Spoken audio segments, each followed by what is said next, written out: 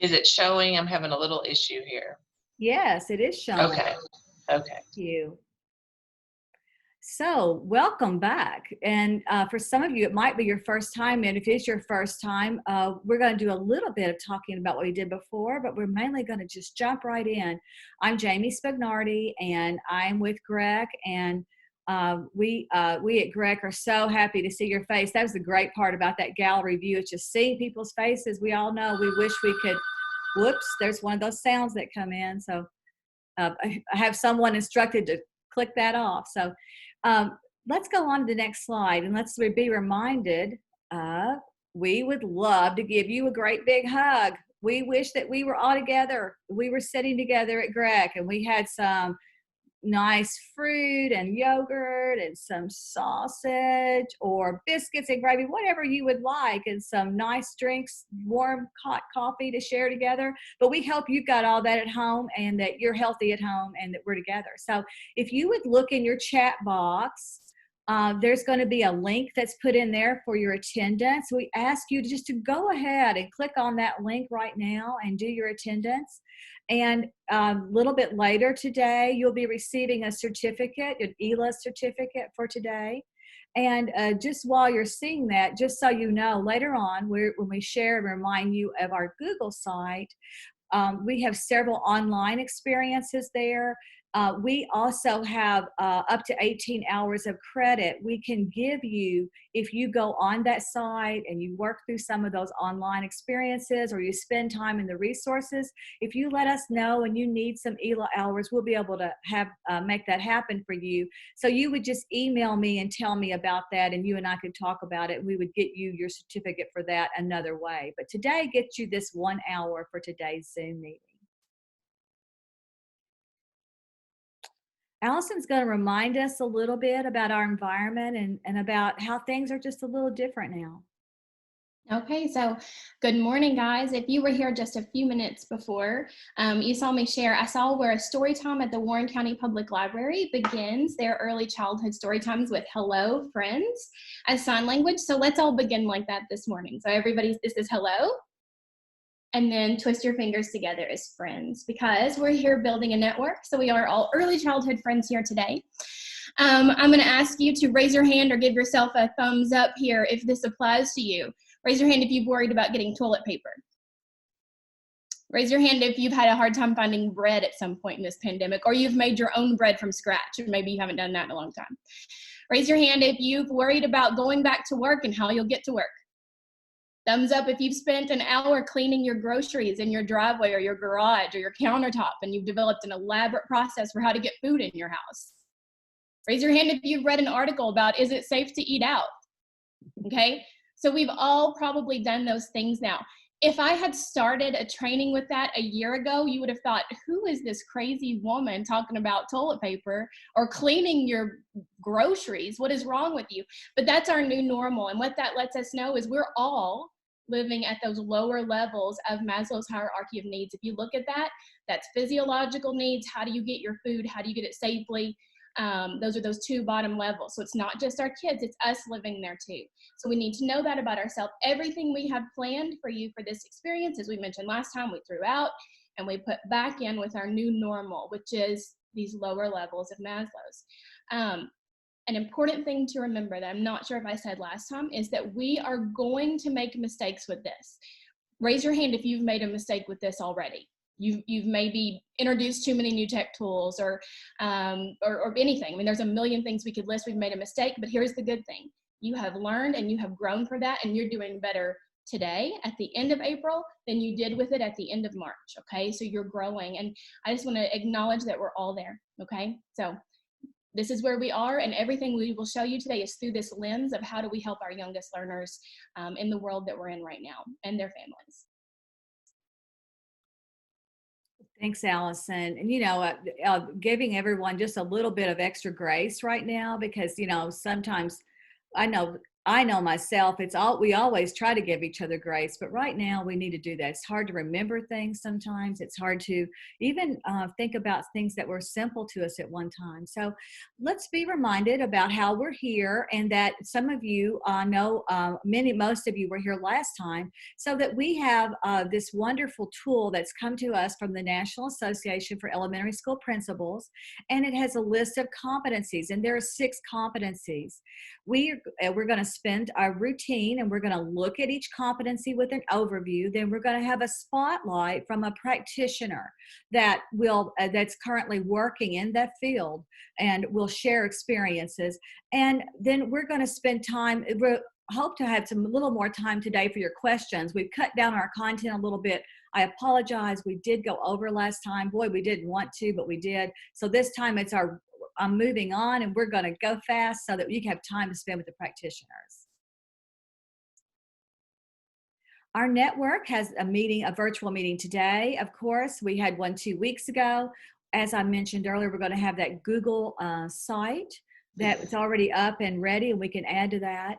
We are going to end our meeting today with an exit slip, and that exit slip is going to ask you about future meetings, how often you would like to meet, and what topics you'd like to discuss, and even format, and we'll talk more about that later. You're going to have an opportunity, we hope, in September, if we're allowed to, if it's safe. Of course, we only want to do that if it's safe, to come together in person. If not, I'm sure we'll find a way to do some things online. But we have lots of materials and things that we have ready, sitting there at GREC, ready to go for you and for your teachers. So you'll have an opportunity to send your teacher. That's one question that came through in the summary last time. You asked about if we'd have modeling experiences. Absolutely. We plan to have experiences for you to send teachers to GREC for us to model. But again, we don't know for sure. We hope September 25th, but more will unfold about that. And as we've already said, all types of credit are available. So here we go. Today we're going to spotlight competencies 4 through 6, and then we're going to hear from people in the field. And then we're going to look at some tools, and we're going to poll again for some common needs and about how to meet those needs.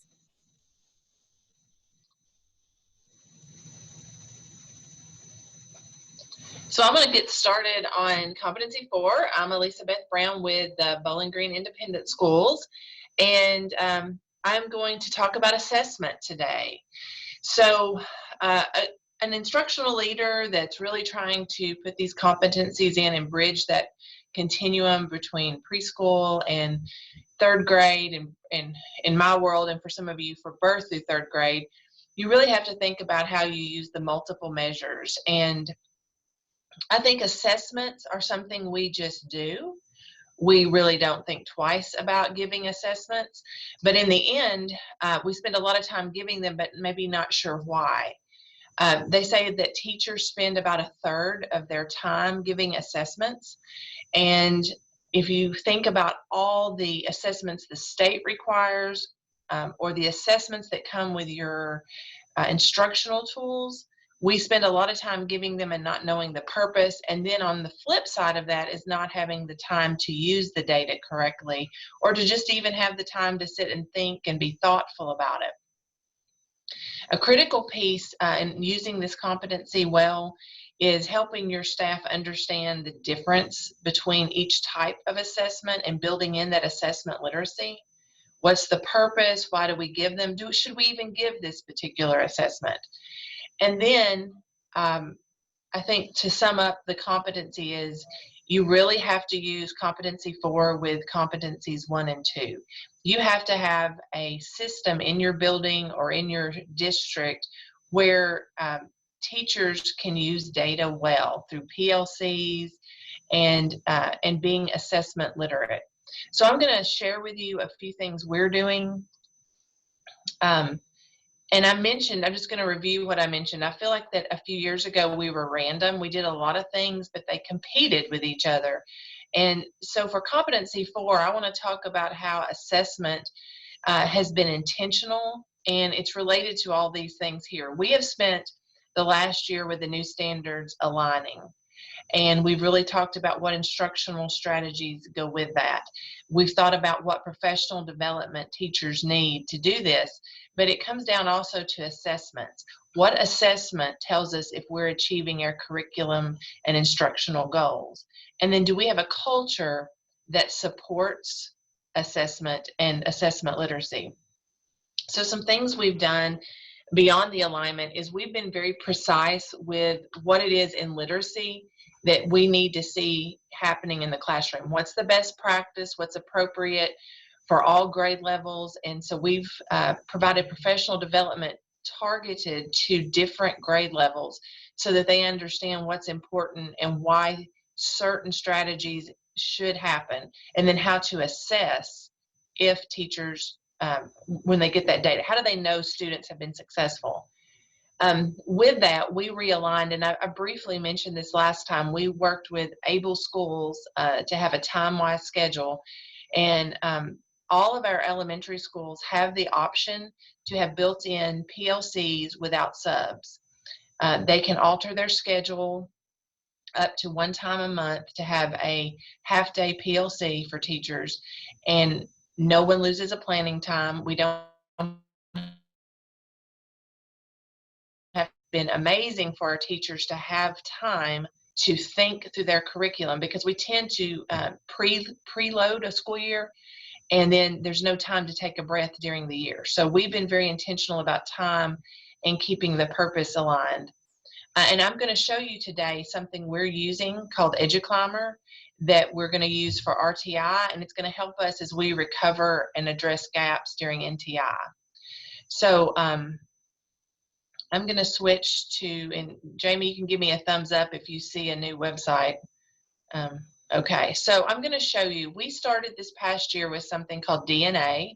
It's data and assessment, and I can't really show you this because this isn't private, but I am going to show you what we're doing with data. Teachers can make their own assessments, or DNA has assessments already built, such as we can use we could do a fry list check on a student for high frequency words, or there's textbook assessments created, and then they have skills assessments. But what we're using to help our staff become assessment literate is we're going to be providing trainings this summer to help teachers understand purposes of assessments and how to design better assessments. And then all of our data from IC and the DNA site flows into this EduClimber site. And I'm just going to show you a few things. It's overwhelming, and I hope it makes you jealous, because I want more Kentucky districts to use this. There are 4 districts using it now. So everything's flowing in, and this goes back to how we've aligned how we spend our money. We were spending as a district about $4,000 on Swiss, and we found out that this also can be our Swiss replacement. So we started with behavior to ease our teachers in, and we can go in and we could enter or create an incident. If a student has an incident, they could put in a major minor. And as a district admin, I can go in and I can say what happened in our district the week of February 3rd. And it tells me the different types of behaviors that happened. It tells the response that everyone gave to it. It tells me the location of these responses. And you might say, well, what does this have to do with assessment in the big picture of what we're talking about? I actually had someone come to me in January and say, our behavior in the district's terrible, and we got to do something about it. We got to retrain all of our teachers. Well, if we had a knee-jerk reaction, we might have spent our time retraining teachers, but I was able to go and take a quick look. These are live. They update every time someone gets a major or minor. I don't have to spend my life making a spreadsheet anymore. Well, I went in and I looked, and all of our schools were in that pyramid of, we're well within those pyramids of PBIS. And I decided that someone was just having a bad day and had a few bad kids in their classroom or observed a few bad things. It really helps me make decisions. So I'm going to show you a few other things. It helps me with attendance. I can go in and I can see which student or which schools have better attendance.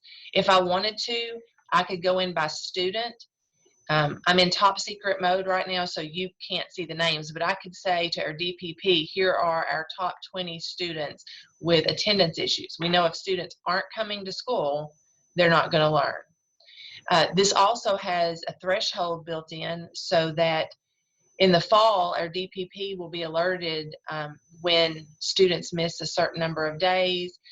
Principals will be alerted after 3 minors and certain events. So this has a lot of features on the backside.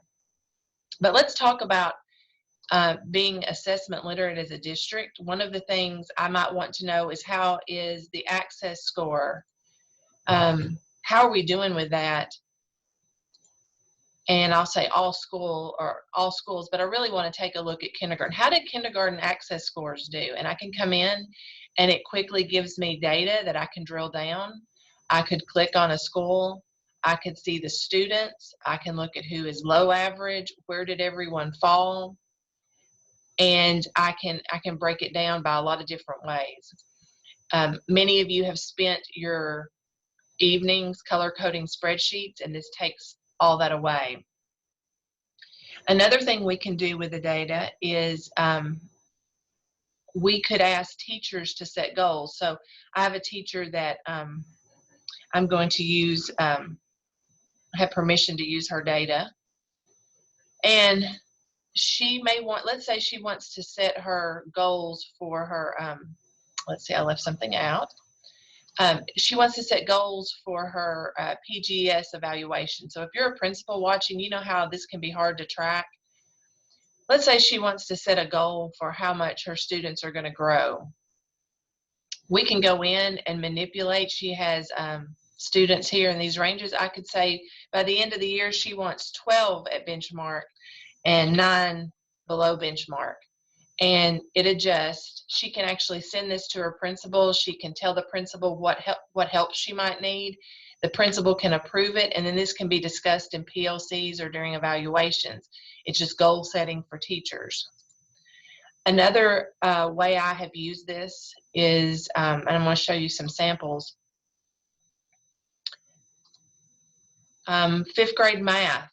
We took some data that we wanted to send to the junior high. It has their access scores, it has their iReady, has their Ames Web, and this is to inform a transition meeting. It took me 2 or 3 minutes to make this, and now instead of spending the time making and assembling data, I'm actually handing it off to people to think about it. Another way I used it this year was I had a teacher that was new to a content area. Let me find, I made a few samples. Let's see. She was new, and she was a little worried about what, was she doing the right thing? So we went in and we looked, and I did a program effectiveness with her to say, how did you do from fall to winter? And it quickly tells me that she started with 17 students in Tier 3 in math. She moved 7 to Tier 1, 6 to Tier 2, 3 remained. She felt a lot better being new to this content area and this grade level, that she was making a difference. So that was something I could do quickly in a matter of minutes. I am just truly giving you a quick overview. This will allow us, next year, we're going to be able to record our interventions, our academic interventions, and our behavior interventions in here. And we don't have to go through and make charts or update graphs. It updates it on the student level. So it's a huge time saver so that we can spend our time in the PLCs making informed decisions and designing better lessons than accumulating and assembling data like we used to. So that's all I had to show. Elizabeth, yes. We have 3 questions that have come up, and we appreciate that. We enjoy your questions when you come up, yes, for everyone to see. So you might want to address those when you're in this particular moment. Okay, so okay, I see that Kyle says, how long have we been using it? We are less than a year in. and it's taken a while to put data in. We have someone at central office that uploads data, but a lot of it comes straight from Infinite Campus. Certain things roll in, we just don't even have to do a thing. And some that, like when Access came in this week, she just quickly uploaded a spreadsheet. We verified it. It was done. So there is no double entry. Jennifer asked if it's double entry. No. It also took out the double entry. We had teachers entering minors in a spreadsheet, like a Google form. Now they enter it in here.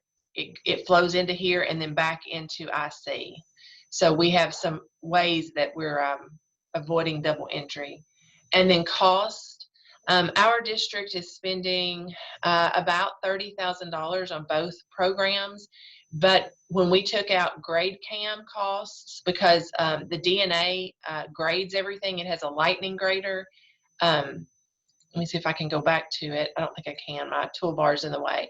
It is a lightning grader. When we took out Swiss, we're only spending about $15,000 extra a year. So we're a district of about 4,300 students. I'd be happy to, anybody that wants to talk about this later, I'd be happy to share with you, because I didn't really even touch all the things it could do. Okay. Thank you. Now we're going to hear from Carlina. I didn't spend a lot of time introducing Elizabeth because I had last time, but now we're going to hear from Carlina. And Carlina is the Director of Early Childhood Education from Hardin County. And she is a go-to person for all of us across the state around early childhood education. And she has so much experience with working as a principal, former principal, and in multiple roles. And she's going to share us a spotlight about this competency, about professional learning. Go on and take it, Carlina. All right. Good morning, everybody.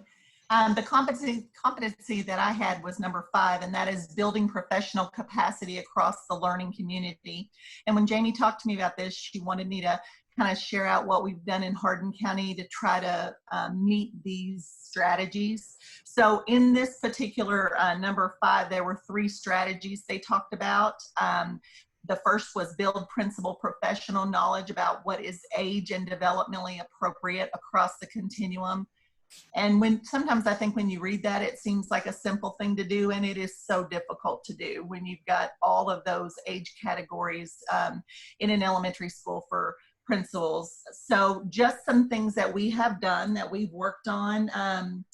We always try to include our instructional assistants in every professional development training that we have, because our goal is when principals walk into our classrooms, or anybody walks into our classrooms, they don't know who the teacher is, because we have 3 teachers. So we really try hard to stay very focused on that. And that's what it talked about in this competency, that we know that if we're trying to improve learning for children, then we're improving the confidence level in our people who are instructing them. We offered a CDA program, an in-house CDA program to our instructional assistants a couple years ago, and we had several take advantage of that because we were trying to build their confidence and their knowledge. We plan professional development sessions for preschool and kindergarten to be together. We try to intentionally do that as often as we can. We don't force it, but if it is appropriate, then we certainly try to do that, because I think that helps kindergarten realize that preschool's not in an island of their own. There's so often that preschool can do all of their own PD, all of their own everything separate, and then we wonder why our K-5 principals and our K-5 staff don't really understand preschool. And so we try to really intentionally pull people together when we can, and when it is appropriate, we put first grade in there too, because I think that helps everybody see that it's all important. Something that Ms. Brown had shared last time we met that I thought I appreciated, because it's something we've worked real hard on, and that is we post our curriculum guides preschool to 12th grade on our district website. Because I think when you don't put preschool with kindergarten through 12th grade, there is this perception for some people that we don't teach standards, and we certainly do. because when you pull up the Common Core, it doesn't have preschool in there. Sometimes people think we don't have standards. We do have standards. We all, of course, know that. But I think when you have preschool curriculum guides right there beside K through 12, people see that we are looking at our district from preschool to 12th grade. Something that was important to me this time when we started NTI, our district did not use NTI for snow days prior to what just happened to us. So we were on a major learning curve. We spent some time coming up with a template that we would put our lessons into. I'm in the instructional services department, so I worked on this template. It was designed for kindergarten through 8th grade because our goal was, even though the lessons were different, we didn't want a parent or a grandmother who had a 2nd grader and a 5th grader and a 7th grader to have to learn 3 completely different templates. So when we rolled this out, I included preschool in that. Preschool's template looks just like K through 8. It has totally different activities in it because all of ours are, hands-on, no worksheets, developmentally appropriate, but it looks the same. So if I'm a grandmother who's trying to raise children, I don't have to try to figure out where things are in this template. So that was really important. And when we rolled it out to our principals, we rolled it out preschool to 12th grade. Something that I think is super important that I'm very fortunate is our superintendents on board. I think if you can get your superintendent on board, it is so important. I was very fortunate to have our former superintendent was Nanette Johnston, who was the early childhood director before she became our superintendent. So she totally got it. Our new superintendent is Teresa Morgan, and I will say she is as wonderful as Nanette was when it comes to understanding the importance of early intervention. It would not be unusual to see her in a parking lot talking to a family about preschool that didn't even show up at central office thinking about preschool. But one thing that I love that she does, she visits our schools on a regular basis and meets with principals, talks about data, does walkthroughs with the principals. And if she's leading the discussion, she will often say, let's start in preschool with our walkthroughs. If the principal has planned the walkthrough schedule and they don't include preschool, at the end, she will say, let's end our day in preschool. She always includes preschool in the walkthroughs, and she always asks them about preschool data. So I think that has helped our principals see preschool see that preschool is an important component in that. And I try to be, because I have been in the role of a principal, I know how many emails a principal will get, and it is so time consuming for them, because I think that while you just think about how many we send and how many we get, they get copied on so many things that their teachers send out. And it would be lovely if teachers would say, this is really important, you need to read this. But they don't, they just always copy them. So I always feel like principals have the responsibility to read all of those, because you don't know if they're just copying you on some information or they're copying you on something earth-shattering. So I try really hard not to send anything I don't have to. But when I do send emails, if it is appropriate, I always try to include facts about early childhood. Like if I'm talking about something we're doing and I can explain a regulation in a very simple way, I try to do that, because I feel like that's a way that you can get some professional conversation shared without it being a big elaborate thing. So strategy number 2 was support ongoing job-embedded professional learning opportunities for teachers all along the continuum. And I think we all say that this is really important, and I agree it is. I think it's harder to do job-embedded when you really look at what this is saying job-embedded is, because it talked about 3 ways to do job-embedded. The first way was real-time in the classroom when teachers and kids are right there together. The second one was real time, but maybe the kids weren't right with you. And then the third time was right after school in the classroom where kids aren't there. And I think that that's, we certainly when I thought about this one, I thought, oh, we do a great job at that. And then when I started really looking at what we do, I thought, we really probably need to be doing a little bit more with that. One thing we have done for several years in our district, and it probably does not have the best name, but we do this thing called Stop and Think. And sometimes it's generated by the teachers, and sometimes it's generated by the administrators, and sometimes it comes about because of like an Eckers observation that we did or some kind of observation. So we pair a teacher with a consultant from my office, and I usually send our consultants in pairs, 2 of them to the classroom. And in real time, the teacher tells us what they're concerned about. They're going on with their class, and we can say, okay, let's stop for a second and let's try this, see if this will help. Let's tweak this and do this.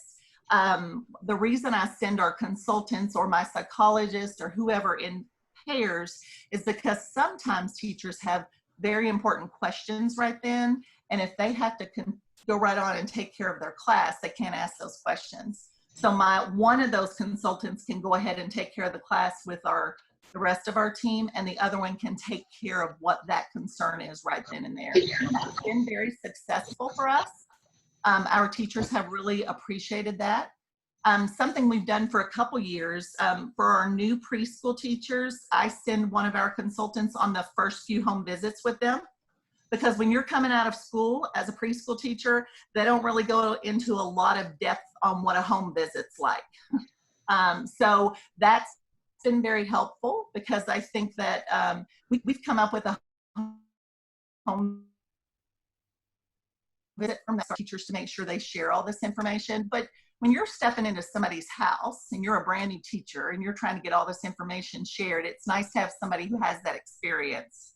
Something we did last year that was super, we received a really good positive feedback from our new teachers, is I assigned a consultant, myself, school psychologist, our speech therapist, to spend the first half of the day of the first day of school with our new teachers. And our new teachers loved that. It was an extra set of hands on that day that kids sometimes come crying, and parents have questions for you that as a new teacher you may not know. They really liked that. They really felt that having those extra hands and having somebody that had all that experience was very helpful to them.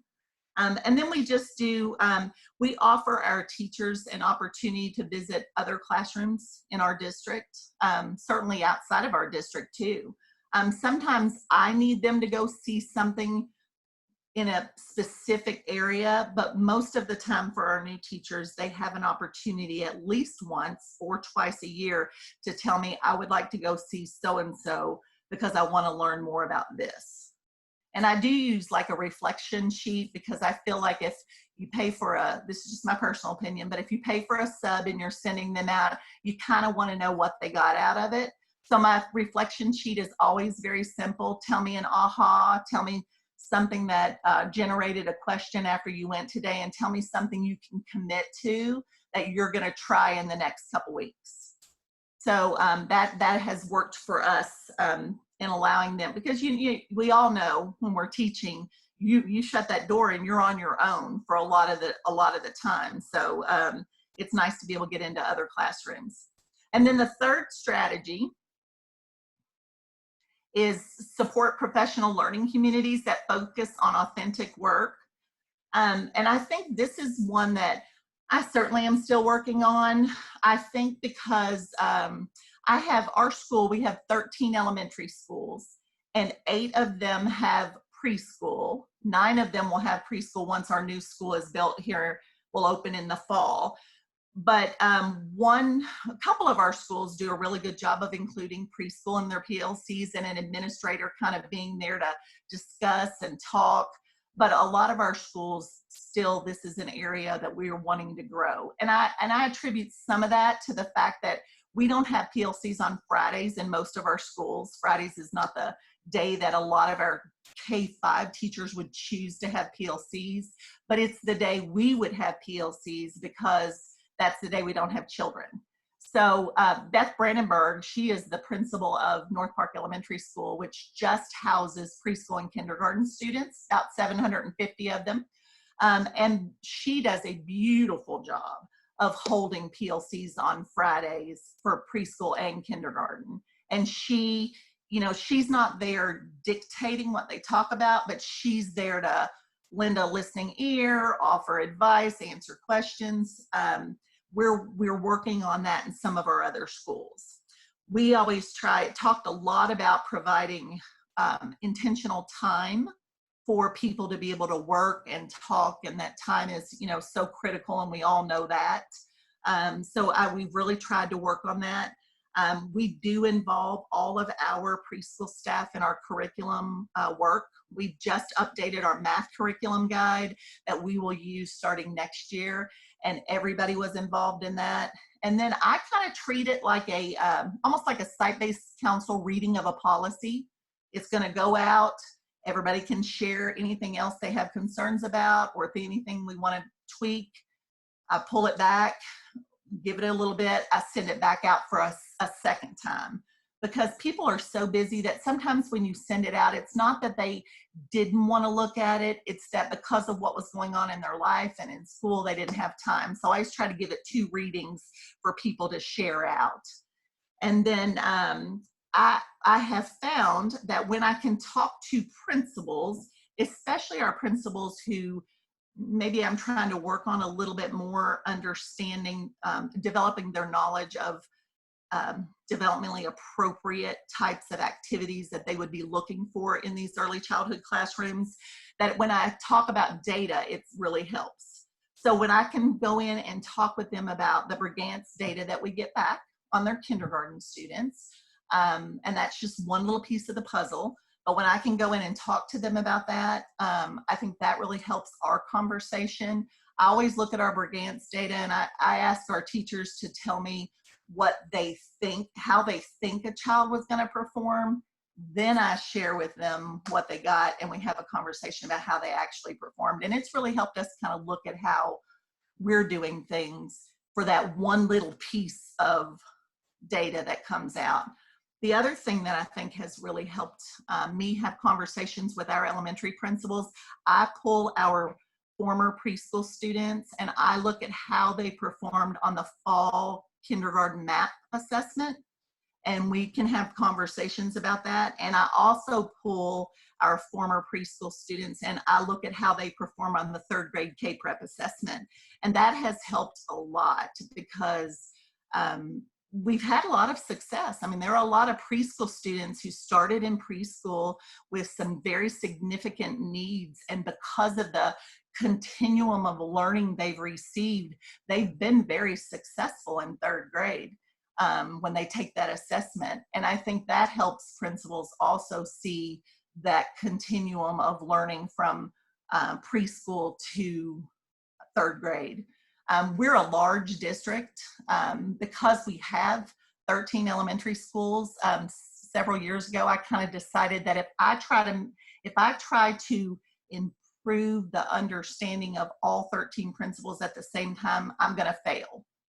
So I really try to focus on 4, 5 principals kind of spread out in the district, and I really try to work with them closely.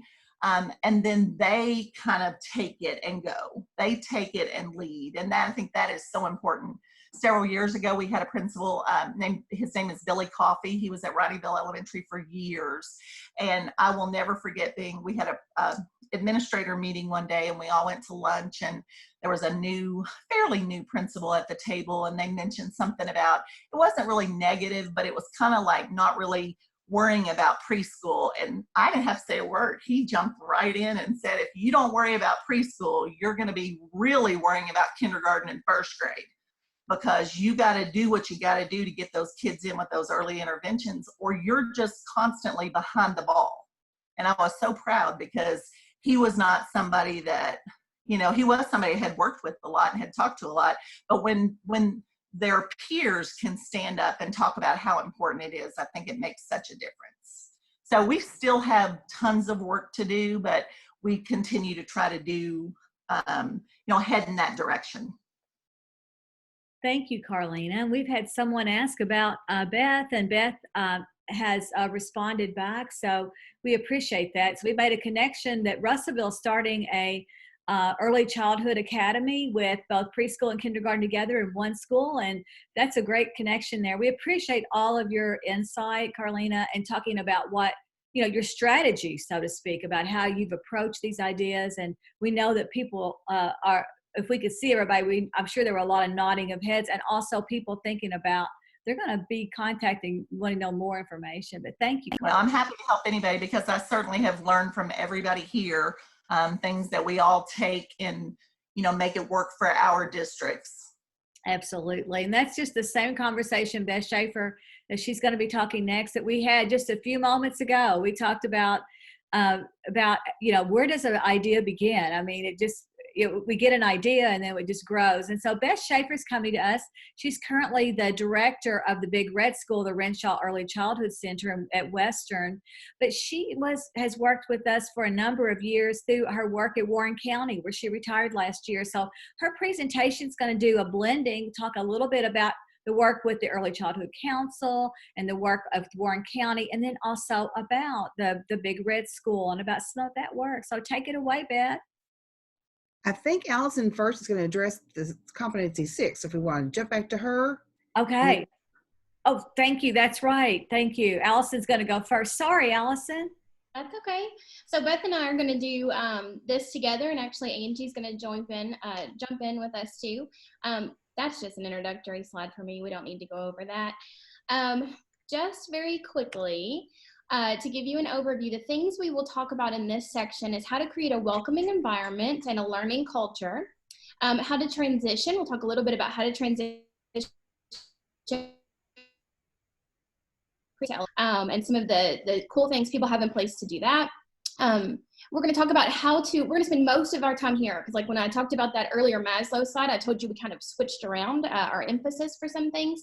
And we are really going to talk quite a bit about that third bullet, how to develop school and summer learning opportunities for children ages 3 through grade 3. And this will be where we spend most of our focus.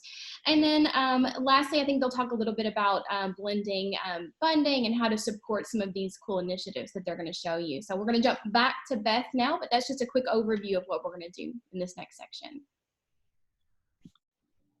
Thanks, Allison. This slide here represents where we were in Kentucky in the year 2000. To me, that doesn't sound like that's too long ago. However, children who were in preschool that year could actually be teaching in our classrooms right now. At that time, there was a lot of turfism, a lot of disconnected services. But in the year 2000, House Bill 706 introduced a concept of community early childhood councils. These councils were funded through grants from KDE, put in place to bring those disconnected programs together. It required the membership of every school district in a county and every Head Start program in a county. As many of you know, we have a lot of districts who have a county and an independent school district. Lots of turf issues sometimes. And so even the fact that, for example, Warren County, Bowling Green's a big part of Warren County. But that wasn't in our titles, and our data was together. If we had different Head Start programs. So they gave us this framework to work within so we could start conversation. And if you look at that fourth strategy, blend and braid funding to maximize resource and opportunities, we knew that we had lots of gaps and duplications of services. Through this effort, and over the past 20 years, Warren County Community Early Childhood Council, who we call the Bowling Green Warren County Community Early Childhood Council, started putting things together.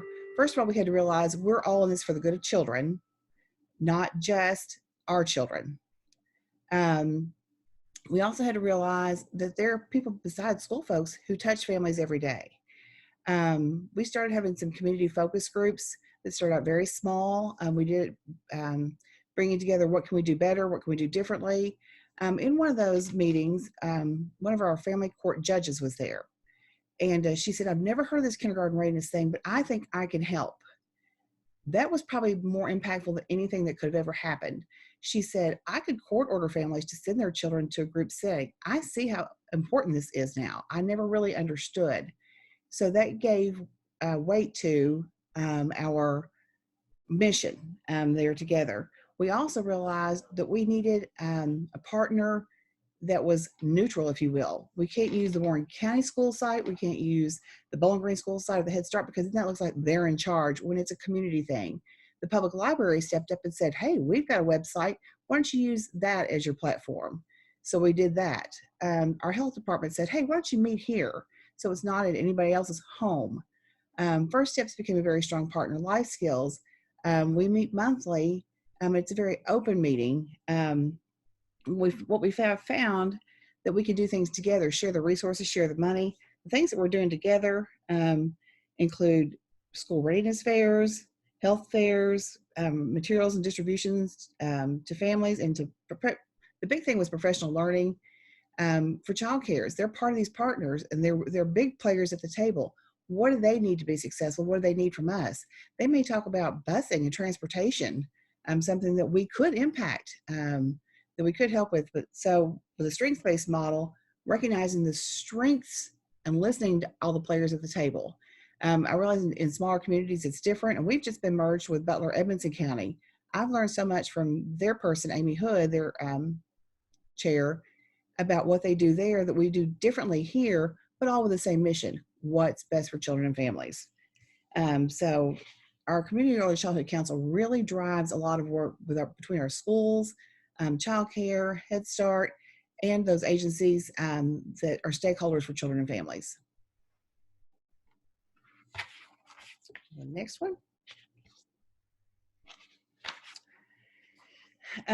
This may not look like a baby to you, but I birthed this child right here. This bus, the more I worked with young children in Warren County and worked with programs in Warren County, we realized, and looking at early childhood profiles, which if you don't look at those, you need to. They give you lots of data. We recognized that we had over 8,000 children birth to 5 years old living in Warren County, the geographical area, and only 2,000 were in center-based care in high-quality settings. So when KDE keeps saying to us, why aren't your kindergarten readiness scores higher? There were 6,000 children we were not reaching. How do you reach those kids you don't know and you don't see?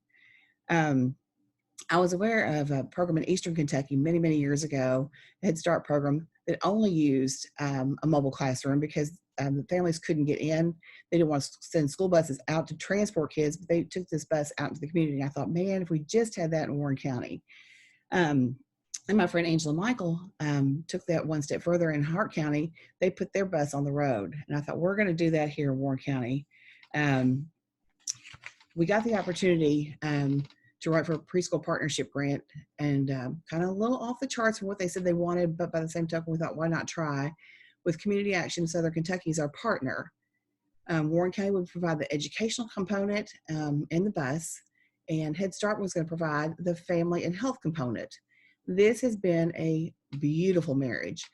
Christina and Donna are both on here, so I'm talking about what's theirs now since I retired, but I can't help but still love this because all the good that Paige Hargan is a teacher on here. Paige was an instructional assistant who, this was a dream for her to reach out into the community. She has turned this into something fabulous. And she'll go to the next slide. This is what goes on our bus. And you'll see Paige in some of the photos here. She provides daily visits on a very prescribed schedule to families with infants, toddlers, and preschoolers. They know when she's coming. This big green bus pulling up is like the ice cream truck. Paige is here. The learner's bus is here. There are parent-child activities going on here. So the parents have to come with the children on the bus. Parents love it. We found that our greatest need is programming for infants and toddlers. There's just not a lot available here. And if there's not here, I'm sure in the smaller communities, it's even more scarce. So parents want to be a part of these things. Down the bottom left-hand corner is one of the things I love the most. They have their baby doll circle. So they're holding their baby dolls. Imagine the language that happens. It's so non-threatening for children who are low verbal or nonverbal when they're taking care of a baby. You'll see one there in the top center just about with Paige. but they're talking to their babies. It's not a formal lesson, but it's comfortable for those children. It helps families know what to do at home. So it's parents learning to teach their children. It's children learning to kindergarten, getting ready for kindergarten. It's really empowering to everyone involved. Okay, next.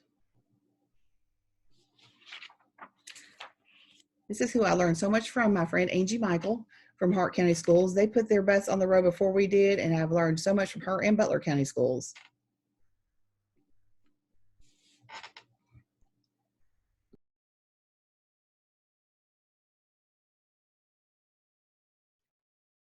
Angie, you might need to unmute your mic if you're like me. Okay, can you hear me now? You're good, girl. Oh, good. I was just talking to myself. Okay. We put our bus on the road. It's probably been about 2 years ago now. It was a very, like Beth said, that was kind of our baby. We had this dream and we thought, oh, this is never going to happen. But like Warren County, we received the partnership grant, and in our grant we had parent education and community involvement. And we thought, well, let's just see if we can just slide this in there under that grant funding, and they love the idea. So we were able to put that in through the PPG grant. What we were seeing was 10% of our kiddos coming from home were 10% kindergarten ready. And after we've had the bus out on the road and we've done more recruitment, we've done a lot of parent education, community involvement, and jumped up to 40% of kiddos coming from home were kindergarten ready. And we attribute that to just that parent education piece, just because parents were more aware of what kiddos needed to know and to be exposed to. So I think it just really helped with us kind of being able to get out to our kiddos that we were not seeing. We used our bus to do a lot of recruitment. We recruited kids into any type of structured program in Hart County, not just to preschool. We eliminated those barriers to sign them up for CCAP. Many of our families did not know that that was a program that was available for early childhood. So we would help them get through that paperwork process to get enrolled into that program. We also used the bus as a way to enroll them into Head Start and then also into preschool. If we were not enrolling them into programs, we were providing information on early intervention. It really helped with that birth to 3 population, where parents were like, I'm not sure we're where we need to be developmentally. We're missing some milestones. Give me some resources. So our First Steps referrals have really increased for Hart County.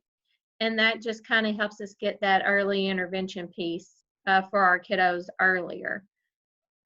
We use our bus not as much on a daily basis, which we would love to, but we don't have the manpower in Hart County to do. Our bus kind of goes more out to community events, Dolly Parton Imagination Library, if there's any kind of community fair, parades. It's kind of more at the community level events right now, and we're not on a rotating basis, which I would love for us to be able to do next year, especially in those hot areas where we know we have a large influx of kiddos that we are not reaching. That's kind of a goal for next year, where we could possibly get it more on a rotating basis like Warren County does have. Whenever the kiddos see the bus, they know what's happening on that bus.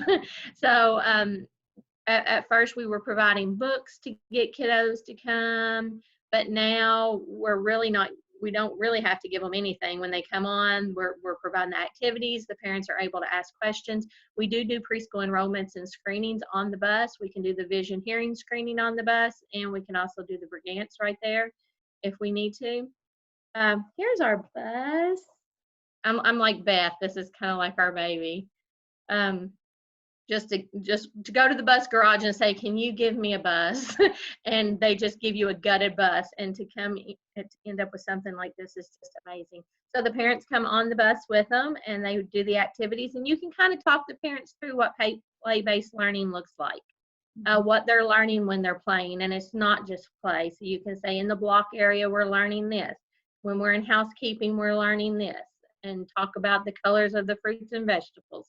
And it's just a way to educate parents. Up there in the first, the top corner there, you can see that one piece of equipment there. That is all a parent education piece. So whenever parents come on, we can immediately grab resources as far as childcare, screenings, everything is right there in like that little file folder right there. We've got conscious discipline information. We have resources for parents as far as GED. We have resources for parents to sign up for medical cards. Anything that supports that whole child and that whole family is also available as a resource on this bus. It does have heat and air. There's a generator on the bus. We can run the music center in the back, so it's got the electricity. We can run the lights on it at night. It is really just like a little mobile classroom. So if anybody ever wants to come and see the bus, it is parked at Hart County at Central Office. You can come on anytime. Beth did come and visit, and I love to show it off. I am so proud of this. This is, I wish every district had one. Thank you, Angie, for sharing. Thank you so much. And I know, I think Allison and Beth are going to talk a little bit now about the another family experience. So Competency 6 is all about those family experiences. We know that we're going to be going just a few tad minutes over. We promise to go just a tad over. We understand if some of you have to drop off. I will tell you this, if you do drop off, we will be sending out the PowerPoint and the Google site, and we will send a link for you to respond back to us should you have another meeting at 10. But we're going to keep going if that's okay. Thank you, Angie, so much.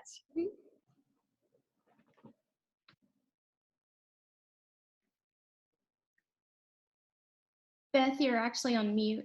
Here we go. Thank you, Allison. This is Beth Schaefer. I'm back again. This is the new hat I'm wearing with Big Red School Run Early Childhood Center. As soon as they told us to that we weren't going to be having school, we needed to be connected with our families. We were hearing all the NTI from the schools, thinking that's a great thing. But what do our families need from us? So we started sharing things. We set up a YouTube channel, and we started pouring things out there. One of the things we heard immediately was our children love seeing you on these YouTube channels. Parents were talking about how crazy things were at home, and seeing their teachers was something that was comforting to children. So we took our lesson plans and made them videos. So we were reading the stories to children. We were reading nursery rhymes to children. We sang all of our songs and recorded those. Now, this is before we had the social distancing thing of 6 feet apart. So we had 3 adults standing there singing to a student teacher holding the camera, which was not fun. But our family said this was the most exciting thing in their home. Behind me there, dancing in that lovely picture at the top left, you'll see our classroom expectations. Those are from Conscious Discipline. We also sang our Conscious Discipline expectation song. Parents said that when they did that at home, all of a sudden children's behavior was different. And then they started using the words we were using from that song. Parents were saying to us, if my child has to watch one more story from an author they don't know, I think I'm going to cry because I just can't get them to sit and engage. But when it's their teacher reading it, it was a whole different story. You want to turn to the next slide? But what we've learned from this is our children and families need to feel connected to what's familiar. So with NTI, there's lots of stuff out there. We found lots of outside resources I was sharing with parents, and they told me we're not looking at those things. We've learned that high tech and fancy don't yield high outcomes if the child doesn't engage because he can't connect. So we've got to help them connect with what's familiar. Obviously, I'm not a movie star, and my coworkers are not either, but that's what our families and children wanted to see, and that's where they felt like they were making the most good. One of the things that worked out really well for us with those songs, a lot of the children we serve at Big Red School have a disability. Many have autism. We had one little boy who's nonverbal, a toddler, nearing 3 years old. And his grandmother sent me a video, and I could see and hear the tears in her voice. He's nonverbal, and he was all over the house. And she turned on the video, the bear hunt, for him to watch. And he watched that over and over and over again. She said the next thing that she knew, he was running through the house, her nonverbal grandson, saying, "Where's the bear? There is a bear here." She was tearful, telling me as a story as we were, but that was the start of many things to come. And then he would come and ask her to watch the video with words. So, that's big stuff. Those connections matter so much to children and so much to families. So that was a lifeline we were throwing out to families, really not knowing what to do, but something that saved a lot of our families.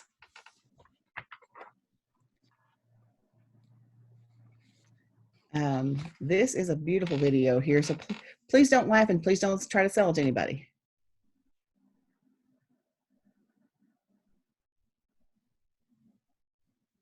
It's gonna work for us. I don't think I've requested permission from you, but Okay. We might move on and Right. go on to the next one. We'll maybe come back then. Is that okay? yes. Okay, so Beth and I had talked quite a bit about what she was doing at the Big Red School, and as you know, I also have a couple little learners and a not so little learner middle school at home. I have a second grader and a middle schooler, and we were sort of talking about what are the things that worked, what are the things that didn't work. So we have, I'm trying to advance this slide for you, Elizabeth, but sorry. So I think that was one too many slides. Yeah, okay. So what we noticed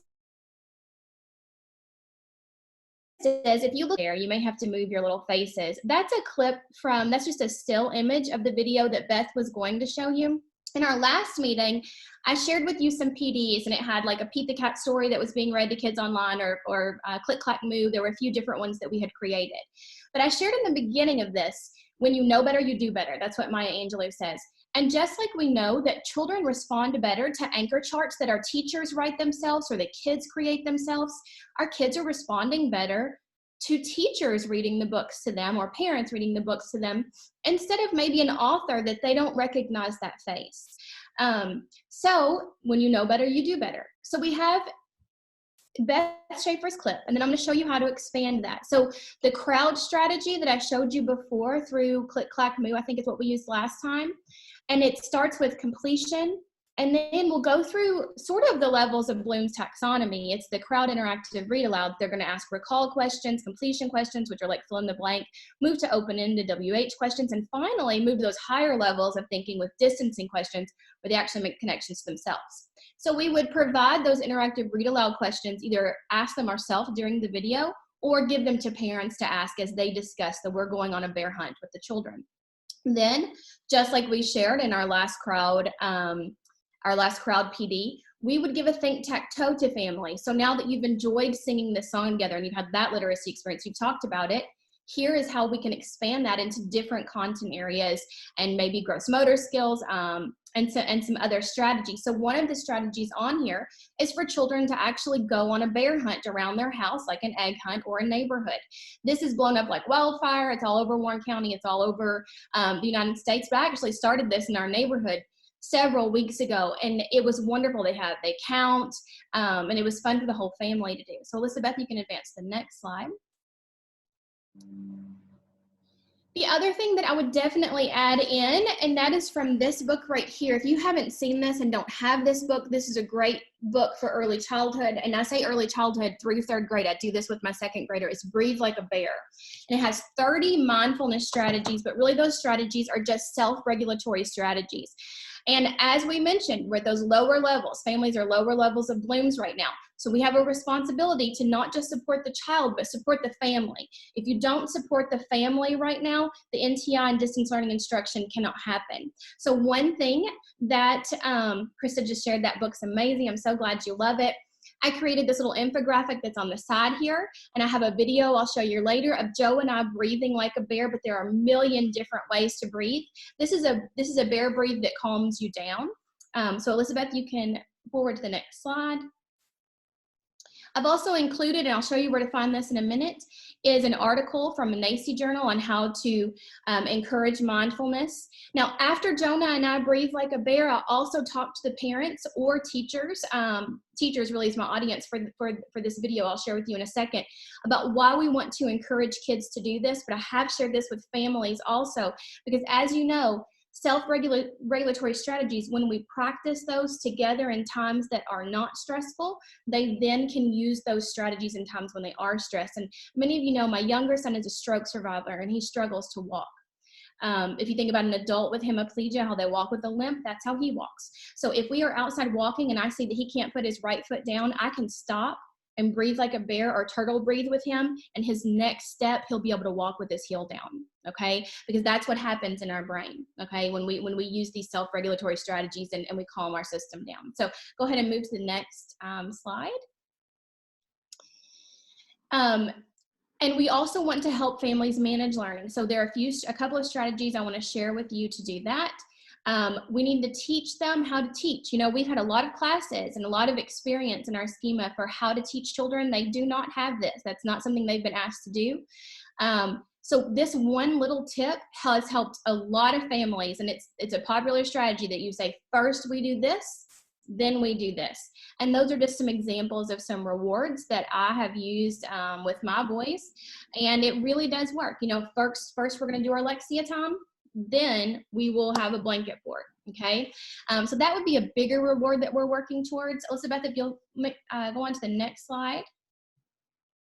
Also give them a schedule. Now this is a schedule for an older child. This is a schedule for my second grader. If you're doing a schedule for a preschooler, you might want to have fewer items. It would, as Jennifer Hawkins and I talked about in one of our last trainings that we did together, she brought this up, it's so important. It would need to have routines on there, like when I wake up, I eat breakfast, I brush my teeth. You would want to have those routines and also visual reminders.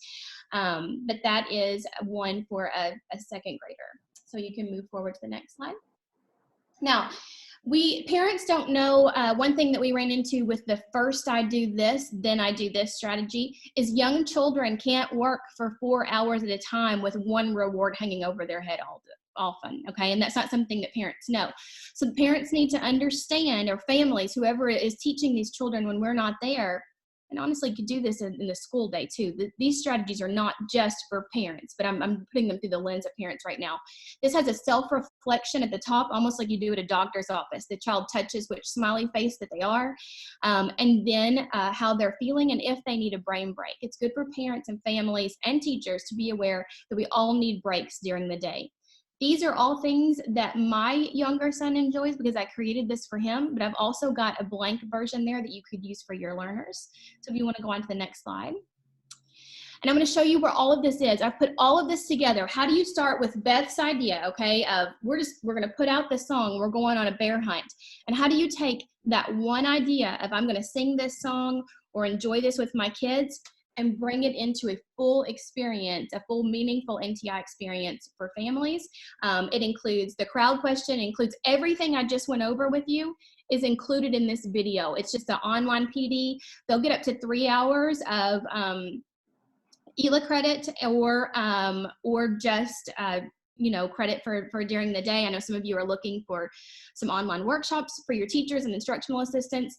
This would just show you a model of how they would do that, and also ask them to ask some reflection questions to themselves about, okay, maybe bear hunt isn't what I'm going to use for my kids, but how would I do this with a different book or a different anchor experience? So you can go ahead and move to the next slide. This will be linked in. As soon as we finish this meeting today, I'm going to link it in on our Tribe EDU page. I've heard from so many of you that use the crowd, the little learners, or the Epic Reads, especially Epic Reads, and I'm thrilled to hear that was useful to you and your students. So this one will go there where you found the last one.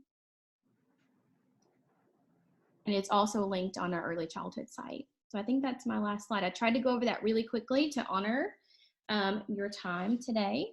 So if you have any questions, don't hesitate to reach out. Thank you, Allison. So now what we're going to do is we're going to look at Beth and her folks doing that little dance. I feel like the governor, when the governor says, okay, we're going to close out with dancing.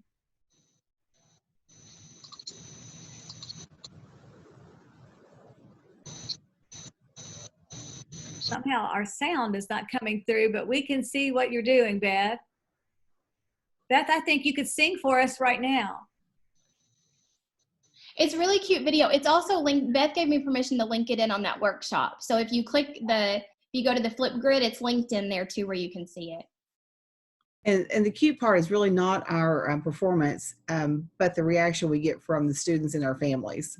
Absolutely. And I love that story of you telling about the nonverbal child and the grandmother, hearing his voice, you know, seeing his expressions, and how and you're right. Our children want to be connected. They want to be engaged, and they want to be connected back to their teachers and to their routine, just like we do. We want the same thing. I had a question to me privately, and I'm going to answer it. I'm going to contact that person too, but I'm going to answer it here. Somebody asked me, what programs do I use to create those graphics and things? That is so important. I'm glad you asked that. Canva is free. Canva. I use a combination of programs. I use that, and then sometimes I put it in something called PicMonkey, PICMONKEY.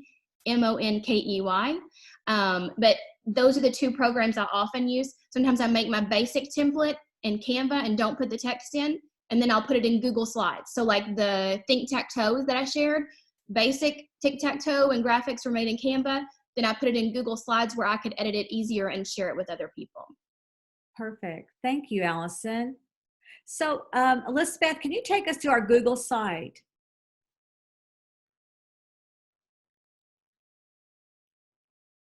So Elizabeth's going to take us to our Google site, and when we get on, we're going to look at that repository of all these things that we've been talking about for the last couple of meetings.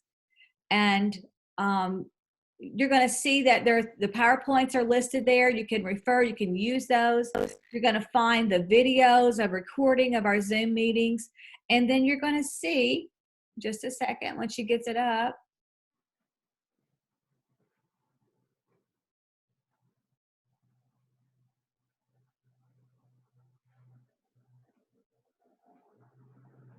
Maybe because I'm sharing, I'm having some trouble getting anything to open.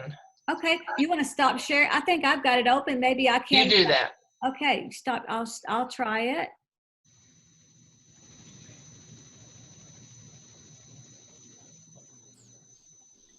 Let's see. There we go. Move us over a little bit so you can see. So this is what it looks like, so that you'll see over here we have our PowerPoint, we have our Zoom meeting that's on YouTube actually, but it's a link here from our last meeting. And then as soon as this meeting's over, we'll have the slides go in here and we'll have this meeting. Now, when we drop down from you'll notice the competencies there, and you'll see that we have online experiences for you. If I can close, there we go. See, so you can see that we have some online trainings that are listed here, as well as lots of documents for you. So for today's meeting, for instance, we worked on, we did an overview for competencies 4, 5, and 6. So you see Elizabeth has posted some things. We have some things that connect to Carlina's presentation about professional learning. We have, then under competency 6, we have several things that will pop up, that we have both online experiences, like for instance, it takes you to that link that Allison was just showing, lots of ideas there. So you will see lots of ideas. It's just like a big black hole. You could just go into all types of things. You'll see things about even COVID-19 responses and conscious discipline and family event plans if you're looking for family events from our past. So it's just full of resources for you. And we will put that link up now. We'll put, let's put the PowerPoint back on and we'll share that link for the Google site. And so as soon as our meeting is closed out, what I will do after this renders is I will slip that in there, then I will send you a Google link to both the site And then in the chat box right now, it's going to be a link for us to poll you to get some ideas, a form, a Google form, so that you can, I know Elizabeth's like, this woman's crazy. She's just going from thing to thing. So when we'll be able to go to the chat box, have a link there, you click on it. We ask you a few questions. Some of those questions are about how can Greg better serve you? You know, what are some things that we think that you might like? So for example, we are interested to know, when would you like to meet again? When would you like for us to have an opportunity to talk, and what would those topics be? So we've listed some topics for you to check if there's something you think are relevant, or a place for you to write in. We've also asked you about the method we'd like for us to use. Would you rather us use a Twitter chat, or would you like for us to have Zoom, or a combination? All those types of things. One more thing I want to address before we go is that we had a question that came in last time that was, what do you do for families that don't have the internet or have access to the internet during this time of NTI? And you know what? One thing we think, I know this sounds too simple, but we think that if you could give some of those parent choice boards and then drop it to the families on their porch drops to somehow, or some way, that's the best we can do now. We know a lot of you have been doing those kinds of things. You've been dropping off some books and some activities and things like that. And but those are the kinds of things we might talk about in the future. Yes. All of those things I just went over is what she's saying, is what she's talking about, the think-tac-toe. And that's actually something I meant to say and I forgot. For those of you that were asking for low-tech options, that is actually a low-tech option. There are a couple links on there to YouTube, but you could take those out and just write the descriptions in, because all that is kind of like a game board where they're choosing their task. The slide that was just before this, and I forgot to go over because I was trying to hurry. This is something I did and I shared it with both the Center for Gifted Studies and the Warren County Public Library. I filmed myself teaching doing a story time, and my son helped me with the book Not a Box. It goes up through 3rd grade, but it's for families to do together. So it's a free out there. It's on Warren County Public Library's page, and I will put the link in here if you're interested. It's just a free story time event that you could share. It's great for primary talent pool kids, family engagement. If you're looking to do some of those things, that's something that we filmed and created that's out there for you. Well, we want to end by saying thank you for your patience and thank you for your grace. But we went over again. We really did try not to have so much content. I guess this shows us that we really can't do much in an hour. We need an hour and a half. But we just are excited to be together. So in the chat box, there's a link. If you click on that link, the Google form, we'll let you populate it. We will look at that. We will get back to you. So here's what we promise. We'll read your summary. We will get that knowledge back to you. We promise that we will get it out, and this won't be the last time we meet as a network. And we hope that you enjoy that Google site. Let us know. I will end with one thing, and that is, on the Google form, we ask you for a quote or something that's meaningful to you and ask you to sign your name, because we would love to send those out. We want to see all of your names, because these networks are not just about the people we've had spotlight today or last time, because we know any of you could spotlight, but we want to hear your voices. So thank you, my friends. Please stay healthy at home. Be safe. Think about all these changes that are happening. There's some good news out there. It looks like there might be some treatments that are coming, and we pray for good news on all those fronts. And thank you so much. Bye-bye. Bye, everybody. Thank you, friends. Yes. Thank you, friends. Oh, do it again. Jamie, the exit slip says it needs permission again. Can you check the permissions on it? I will. So I apologize. We thought we took care of that again. It's the gremlins out there. Okay, let me do that.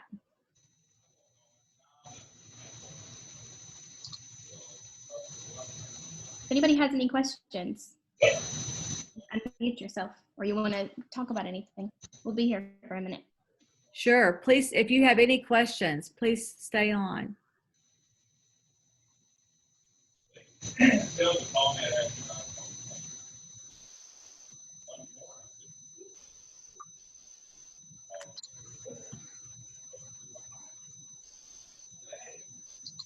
I was going to do some turtle breathing. Thought everybody could use a little mindfulness. Mm-hmm.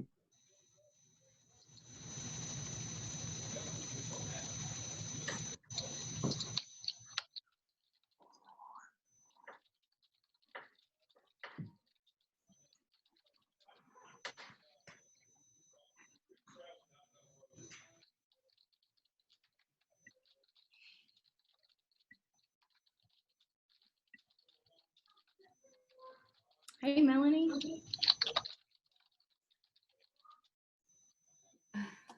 Wait, did you say something? Hey, Melanie. I saw Hey. Chris baby earlier. Did you all see, whenever we took off the PowerPoint, I saw him. Oh, I didn't get to see him. I just saw Who? Elizabeth, I'm His having baby. trouble getting that to share. Yes, I don't know what that was. We had it working beautifully. But you know, right before it started, I had a slide that wouldn't play. It said it wouldn't load. So I don't know if something's wrong on my end. Okay. We'll get You know, that. so I, We'll and I, send so I that just out took again. the slide out. And I noticed on the website it said that the slides didn't load, but I loaded them in this morning. So if you refresh and you don't see the slides are there, will you let me know? Yes, we We will. have some nice comments over there in our chat box. I'm just Yes. saying. Oh, goodness. Let's look at those.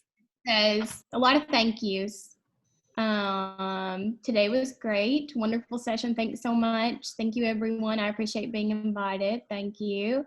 And Kyle says, love the learning taking place from district to district. Yes. Wonderful. I got great ideas too today for Yeah. future work. So I have to go to a principals meeting. Okay. So I'm going to log off. I hate to leave you, but You did I'm going great. to. You did All right, great. Thank you I will be so in much. touch. Thank you. Bye. Bye. Thank you so much. Kyle, thank you for being on today.